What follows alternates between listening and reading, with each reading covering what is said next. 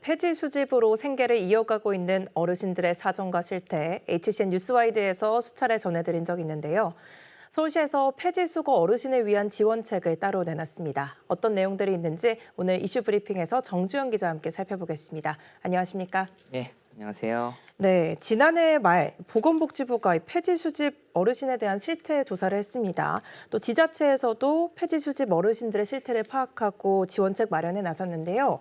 서울시에서도 관련 조사를 했다고요. 네, 서울시에 따르면 폐지 수집 어르신은 지난해 기준 2,411명이고 10명 가운데 7명이 76세 이상이었습니다. 이 가운데 75%가 경제적 이유로 폐지를 줍고 있다고 답했는데요. 이들이 폐지를 모아 버는 돈은 월 평균 15만 원이었는데 시급으로 따지면 이게 1,226원. 이제 그러니까 최저임금의 10분의 1 수준밖에 되지 않습니다.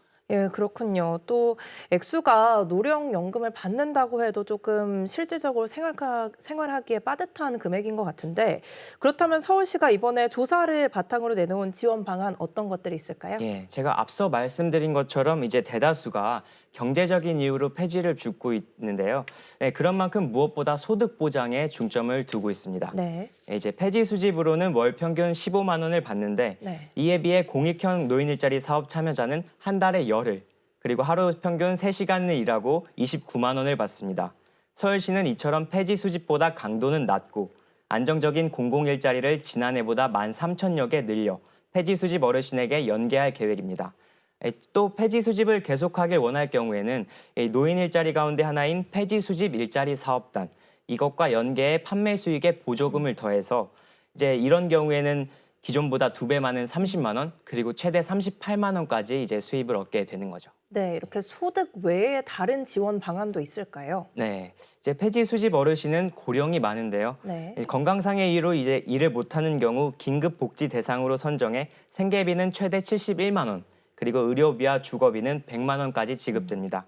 또 노인 종합복지관하고 이제 연계해서 주 1회 이상 찾아가 이제 안부와 건강을 살피기로도 했습니다. 예, 그렇군요. 또 길을 가다 보면 가끔씩 이렇게 폐지 수집하시는 어르신들이 차도로 위험하게 다니시는 게 참 조금 불안하고 위태롭게 보이기도 했는데 이렇게 구체적인 지원 방안의 틀을 마련한 것에서 의미가 있다고 보시나요? 예, 맞습니다. 예, 사실상 지금까지 이제 시나 중앙정부 단위에서 이제 폐지 수집 노인과 관련된 정책들이 이렇게 추진력을 갖고 실행된 것은 이제 처음이라고 볼 수 있는데요. 이제 앞서 말씀드린 것처럼 서울시를 포함한 지자체에서 이제 이렇게 실태 조사와 더불어 구체적인 실행 방향을 마련했다는 점에서 의미가 있다고 볼 수 있습니다.